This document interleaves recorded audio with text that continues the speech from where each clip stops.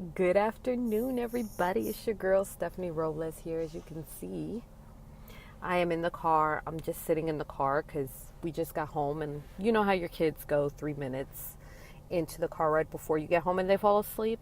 And they're such beautiful angels that I'm not going to wake them up. I wanted to talk to you guys about my new course. I absolutely actually give you a sneak peek of it because I've had a lot of questions during the webinar that was created from those 5 tips that I give you to better have a better relationship with your kids. And it's such an amazing thing, and it's very eye-opening when you have that relationship with your kids. And once you get back, once your soldier gets back, or another parent is introduced to your home, you kind of feel like you're kind of battling another battle because it changes up the whole routine. Because for once they were depending on solely you, and then now your partner comes in, and then you guys, it's almost like you're pitted against each other because you're trying to figure everything out, and it's crazy. It's almost like you're walking on eggshells. Nobody knows what to do, what to say, and it's crazy. The hugest question that I was asked was, how do you discipline? How do you have those conversations? And I'm going to be honest with you. What we do is we're very brutally honest with our kids. We don't believe in baby talking. There's a cause and an effect. And it's what happens. If you do not follow the rules, this is what's going to happen to you. So once I had that conversation with my husband, because he went through the course, because he helped me with it, and I took him through the 5 tips that we had in the webinar that I gave away, so that we could build that relationship. And he saw it starting to grow and bloom and do things, but it was very difficult. I had to kind of step back a little bit as well. And they're going to test you, and those causes and those effects come into play in that, because sometimes the reality is we can't really control our kids when they go outside into the world. We can't control them. We can't tell them what to do or how to act because they're not in front of us. They go to school and they act a certain way. But in all actuality, sometimes we take some of whatever they do wrong, we take on that responsibility. Like, we literally feel, I don't want to say pressure, but we take on that load. If our child doesn't behave right, throws a tantrum, do all these things wrong, we take that pressure on ourselves. And putting that much pressure on us, like, it's a lot. It's a lot. And so you kind of have to get at the root of the problem. What is it? What does your child respond to? That is the hugest question. And it's going to be the key to unlock everything. Trust me, I'm getting to that point. If your child is one of those people that thrives on words of affirmation, like, if you tell him, I am so disappointed in you. Like, that's the one thing my mom could say to me and it would break me. She could put me in my room for like 6 months and I wouldn't care. But if she told me she was disappointed in me, my life was over. Because I thrived on that. I felt that. And it wasn't anything big. It was just what gets to you. What gets to them. What? And that's all it took. The reality of that.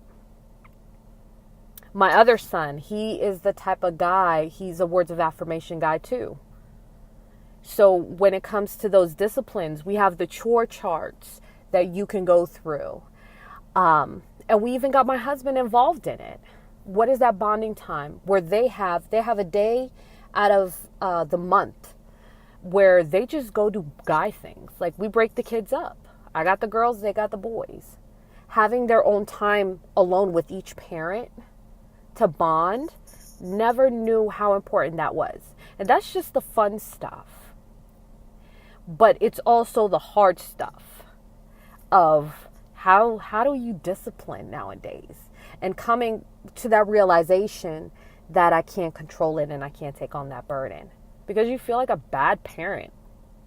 You do. You feel like a bad parent. My child did this. Oh, I feel like a bad parent. My child bit somebody. I feel like a bad parent. I feel like a bad parent. You feel awful as a parent. But in all actuality, like, they're their own person, so you can only control them so much. So how do you deal with that?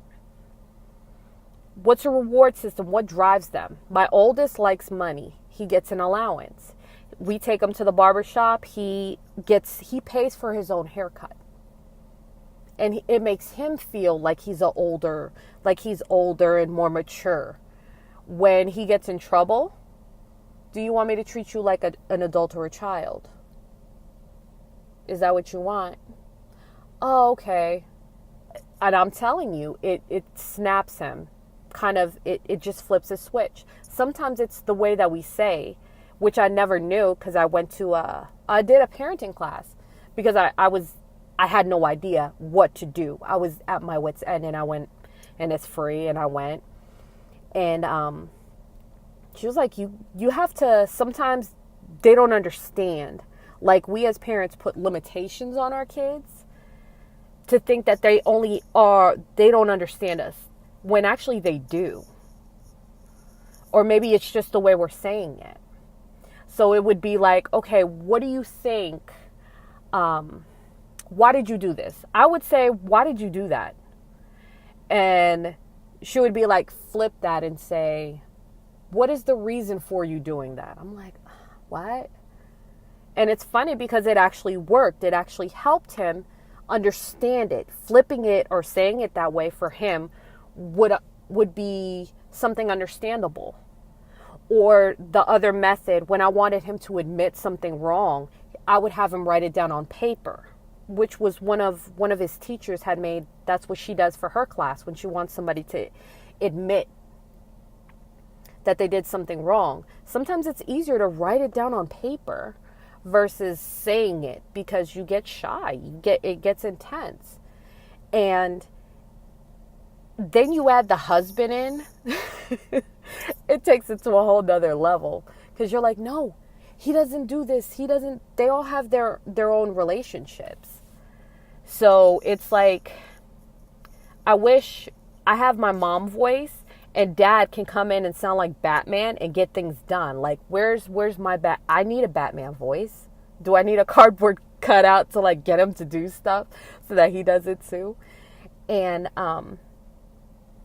it definitely tackling those things as a couple, because the kids, I'm telling you, they'll put you against each other. They will try it. And it took a while to be comfortable and have that conversation. And I'm telling you right now, it will not work if there's no communication with your spouse and you guys are not talking about it. Talk about it away from the kids if you can, because that's really what was the key. Have him included in it.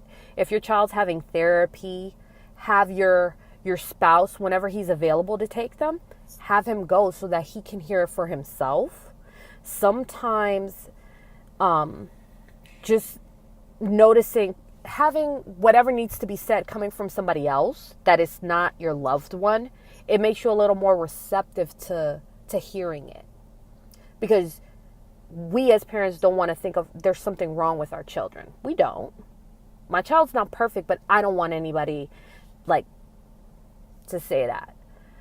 But, you know, hearing it from somebody that is professionally trained and them hitting that wall and hearing that from somebody else, it opens their eyes so that you're able to mimic whatever's going on. Whatever the teacher's doing, if you can mimic that at home sometimes, it makes those behavioral issues kind of change for the better.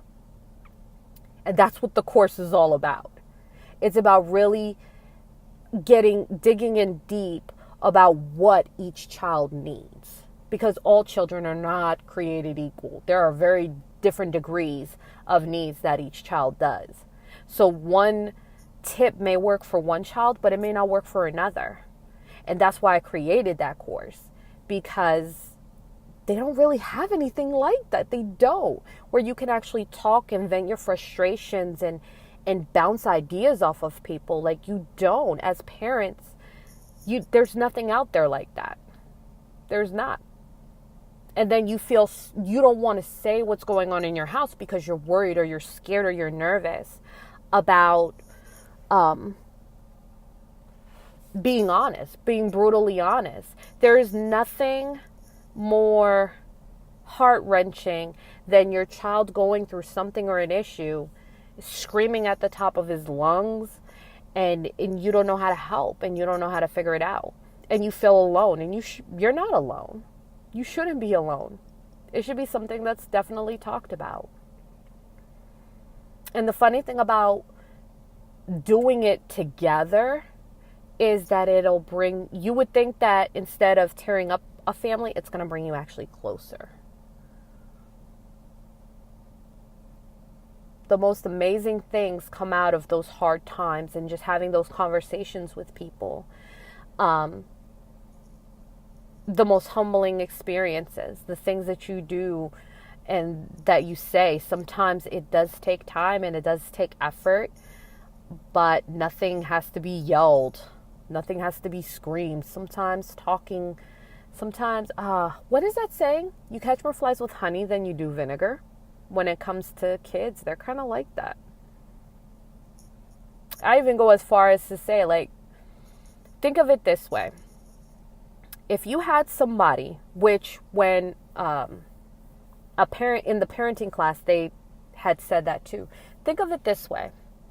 If you as an adult went around all day and you had your spouse behind you the whole time, and they told you every time you messed up, every time you did something wrong, they were on top of you, how would you feel? That was a very eye-opening moment for me as a person. But then my husband, when he heard that, he was like, I absolutely understand it. Like, wow, it's eye-opening. Because it chips off at your self-esteem. It does. It chips off at your self-esteem when you only point out all the negatives and nothing of the positives. It's crazy, right? And when you reverse engineer that in your head, like, that's what really changed the whole perception in that.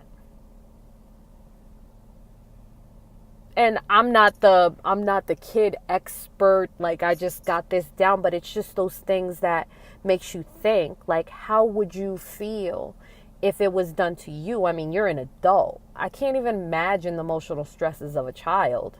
Like, they're already stressed enough. They have to take all these tests, all these exams, homework, all of that. And then to come home and every little thing they've done, and you're still on top of them, and it's just nothing positive. It's only negative. Like, that's got to be hard, like really hard. And it just makes you think that way, like, wow, if I had to do that, if I had to, like, I would really feel bad. So how can I make it better? How can I change it? That's what that is. That's what the whole work comes in. And it comes with that mentality. How can I make myself better? Because by making myself better, I can make my family better. And we can grow more and do more and be fine. It's not perfect every day, but you work at it and you continue and you grow. And what doesn't work, flip it. That's what it's all about. So I just kind of wanted to talk to you guys about that, because you hear about all these other things that's going on in your life, but you never ever hear about those type of things. So I hope you guys have an amazing rest of the day. Thank you for jumping on here and having a conversation with me.